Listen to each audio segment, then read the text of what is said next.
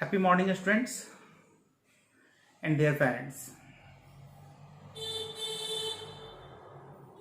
Lockdown की इस अवधि में शिक्षा की ज्योति जलाने का प्रयास हम लोगों ने अनवरत किया है। उसका सुखद परिणाम भी हमें मिल रहा है। कल यूकेजी के एक बच्चे का वीडियो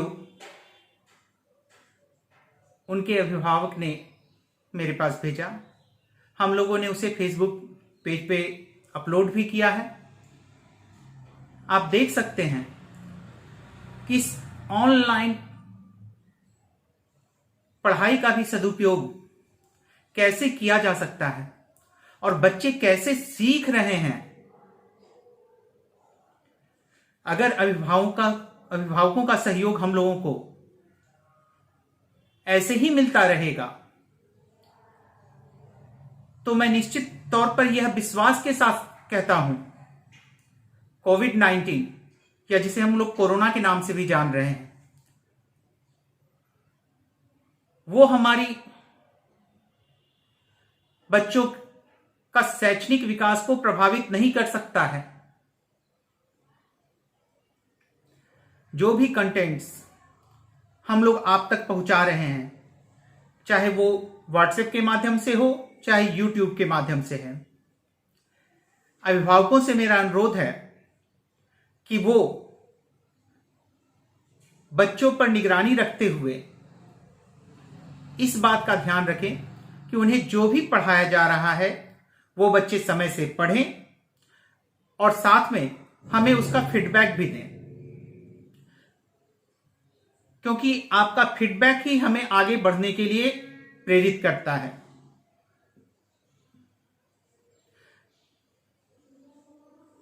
और भी वरदान के अलावे जो है और भी कई सारे बच्चों का जो है हमें फीडबैक मिलता रहा है कमेंट के रूप में। क्लास 5 के बच्चे इसमें काफी आगे हैं।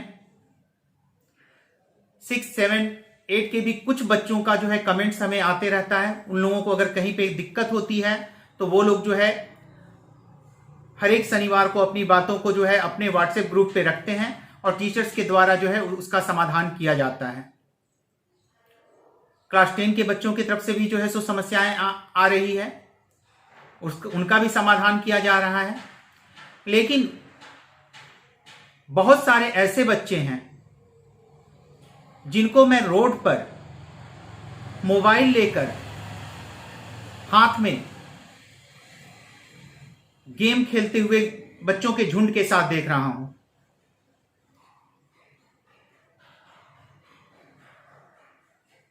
पहली बात मैं ये कहना चाहता हूं कि ये लॉकडाउन की अवधि में आप लोगों को घर से बाहर निकलना ही नहीं है।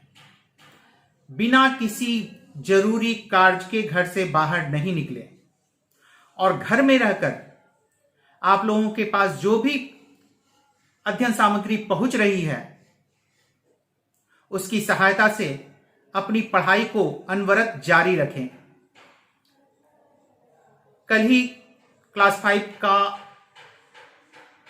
हिंदी में टेस्ट हुआ था।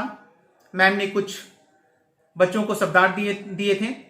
आज मेरे पास एक बच्चे का मैसेज आया है कि ma'am I have done my test, और उसने उसका स्नैपशॉट लेकर के, उसका फोटो लेकर के मेरे पास भेजा है। अच्छा लगता है ये सब देख करके। इससे पहले भी क्लास 5 की कुछ बच्चियां, नाम मुझे याद नहीं है तो भी मैं याद करने की कोशिश कर रहा हूं, शायद अस्मिता और राखी नाम की बच्ची थी। जब हम लोगों ने ये पढ़ाई शुरू किया था, पढ़ाई शुरू करने के पश्चात जब हम लोगों ने एक्सरसाइज दिया, उसके बाद उन बच्चों ने एक्सरसाइज कंप्लीट करके मेरे पास भेजा और लगातार इतने मैसेज आए, लास्ट में मुझे फोन करके उन लोगों को मना करना पड़ा कि बच्चों आप लोग लिख रहे हैं, अच्छी बात है, मेरे पास जो है सो उसका फोटो खींच करके नहीं भेजें। फिर हम लोगों ने उनसे बात की।